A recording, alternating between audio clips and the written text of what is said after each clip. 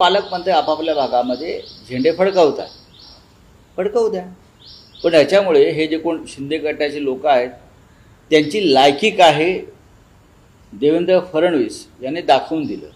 दिल्लीमध्ये आणि महाराष्ट्रामध्ये मधल्या काळात एकनाथ शिंदे जे डेप्युटी CM आहेत बरं का, जे दिल्लीत आले होते आणि त्यांनी अमित शहाशी चर्चा केली, त्यात पालकमंत्री पदाचा विषयसुद्धा त्यांनी काढला की देवेंद्र फडणवीस हे आमच्या दोन्ही लोकांना पालकमंत्रीपदी नेमू देत नाहीत, नेमत नाहीत, कुठे नाशिक. आणि तेव्हा अमित शहानी त्यांना सांगितलं की पालकमंत्री पदाचा विषय देशाचे गृहमंत्री पाहत नाही.